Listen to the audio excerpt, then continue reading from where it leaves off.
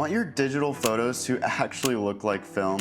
So let's hop in on editing. Now in this shot, we are using Portrait 800 Naritsu Normal Exposure 0. Sometimes these profiles do make the images darker, but that's okay because we can just bring the exposure back up. Obviously that's a little too much, and a lot of film handles highlights extremely well. So I will bring the highlights down just to make sure that nothing is completely blown out. I typically overexpose my film by one stop, so I make sure that these shadows still have enough information to play around with, but you still get very rich shadows. This is your clarity and texture, and a lot of vintage lenses tend to be a bit soft, which is why I like -20. A little bit goes a long way. Texture at -5. With vibrance, I'll bring it to about 25 and bring this down. We don't want it to look completely toy-like. Next is your tone curve. You can copy this tone curve that I've created here because a lot of film does have that faded look.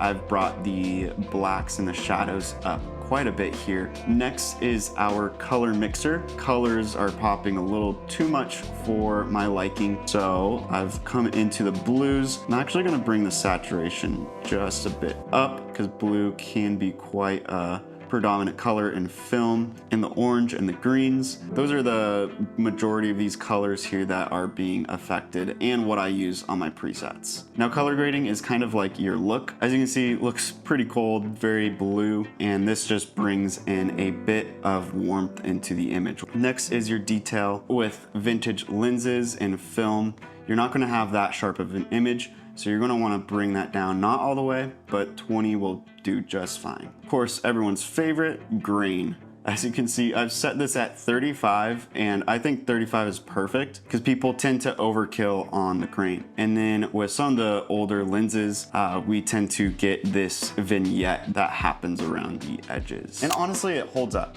Just remember, a little bit goes a long way.